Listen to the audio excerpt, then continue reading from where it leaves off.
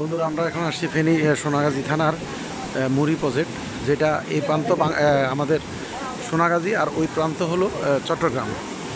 এখানে বলে রাখি, এখানে 42টা গেট আছে। এখন ছোটো ফেনী নদীর উপরে মুড়ি প্রজেক্ট 42টা গেটের মধ্যে সবগুলো গেট খুলে দেওয়া হয়েছে। আপনারা দেখতে পাচ্ছেন, এটা 42টা গেট খুলে দেওয়ার পরে প্রচুর পানির স্রোত এবং প্রচুর আওয়াজ। এটাই সেই ফারাক্কার চেয়ে কোনো দিকে কম না। আপনার মনে হচ্ছে যে ফারাক্কা বাদ, যদিও ফারাক্কা নয়। আর এখানে যে এই যে নেটগুলো দিয়ে রেখেছে, এগুলোর মধ্যে আপনার বড় বড় মাছগুলো লাফ দিয়ে উপরের দিকে আসতে চায় এবং এই নেটের মধ্যে পড়ে। আপনার যেটা নেটের মধ্যে পড়ে, এটাই সেই ফেনী সোনাগাজীর মুড়ি পদের ভয়ঙ্কর অবস্থা। এখানে প্রতিটা গেট, 42টা গেটের সবকটা গেটে খোলা হয়েছে।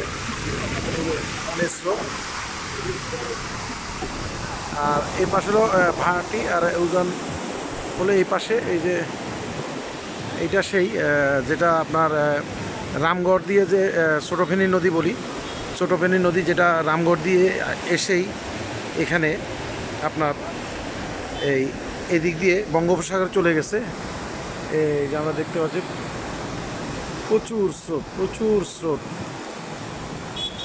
সব চলে যাচ্ছে। আপনাকে এক নজরে দেখায় গেটগুলো। এইটা এরশাদ সরকারের সময় করা হয়েছিল এই গেটটা, মুড়ি প্রজেক্ট। এখানে প্রচুর পর্যটকের সমাগম হয় এবং এখান দিয়ে চট্টগ্রাম অনেক কাছে। আমাদের ওই পাটটা চট্টগ্রাম, এই পাটটা হলো সোনাগাজী। এই সেই সোনাগাজীর মুড়ি প্রজেক্ট আমরা যেটি দেখতে পাচ্ছি, সব কয়েকটি গেটে খুলে দেওয়া হয়েছে।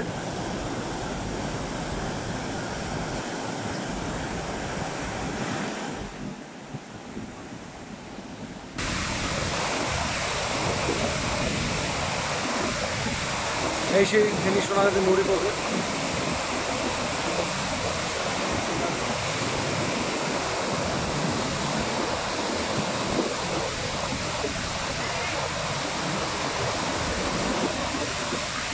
ওদিকে চলে গেছে বঙ্গোপসাগর।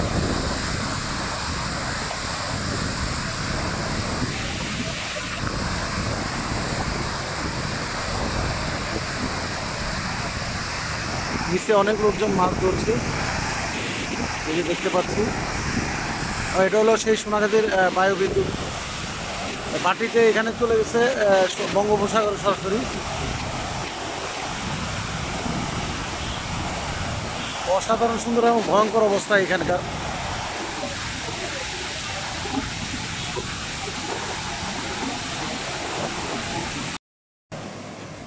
যে এটা কোনো ফারাক্কার ভাব নয়, এটা আমাদের ফেনী সোনাগাজীর মুড়ি প্রজেক্টের পানির স্রোত। এখানে 42টা গেট আছে, সবগুলো গেটে খুলে দেওয়া হয়েছে। এটা আমাদের সেই ছোটো ফেনী নদী।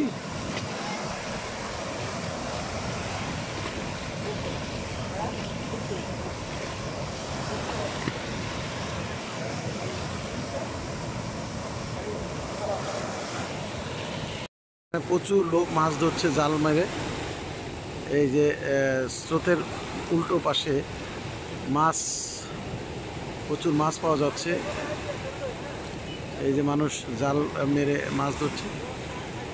ওদিকে বঙ্গোপসাগর।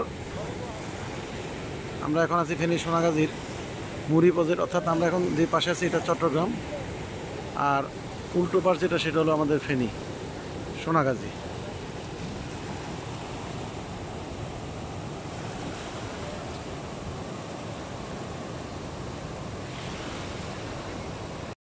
বিশাল মাছ আছে, কাকু হরে আরো আছে।